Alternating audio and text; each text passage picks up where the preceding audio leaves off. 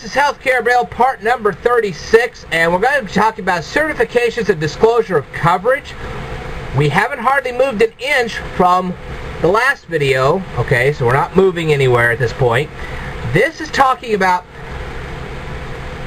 you're on a job, you got health insurance. Suddenly you lose your job and your health insurance. Less than 63 days later, you get covered under a COBRA plan.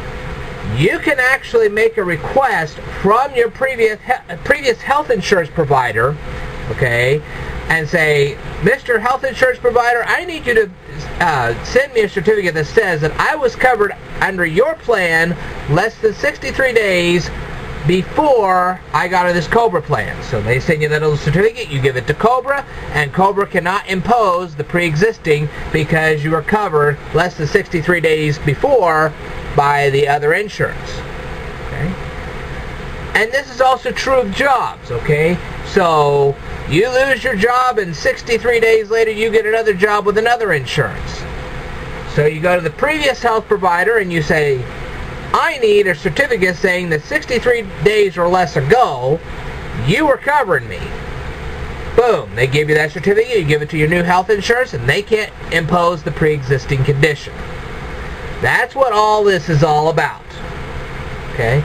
Now, I had told you in a previous video about how pregnancy cannot be put under a pre-existing.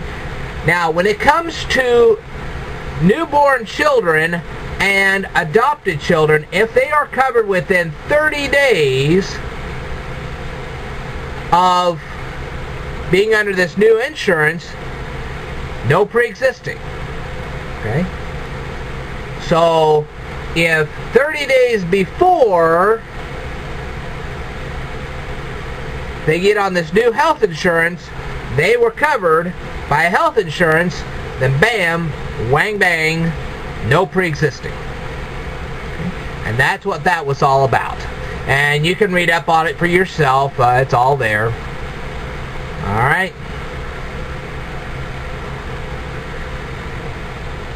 And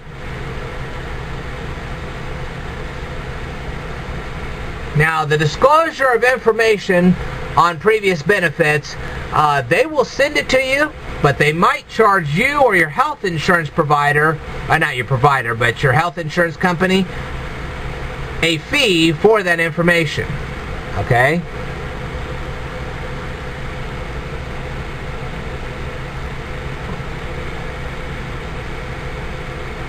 Now,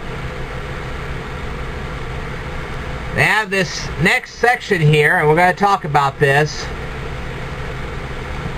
It's called Special Enrollment Periods.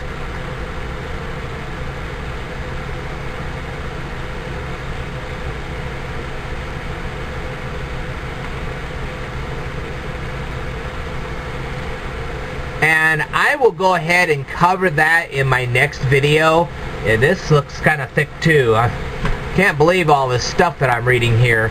But anyway, now you're kind of getting an idea of what the old 2701 was like, and that's why they got rid of this pre-existing thing, because what was happening here was that you were getting hired onto a job, they had you enroll in a health insurance, the company said, well, you can't cash in on this health insurance for 3 months on anything, and then you had to wait yet another 9 months because of a pre-existing condition. So basically, for the first year you were on the health insurance plan, you couldn't get hardly any benefits out of it. And that's what the new healthcare law is supposed to fix. Alright, so that's why we're going through this. This is comparing the old 2701 to the new 2701, and they're very different. So that's why I'm posting this up here. I wanted you to see it for yourself. And like I said, we're going to be talking about special enrollment periods in my next video. I will tell you more in a future video, so stay tuned.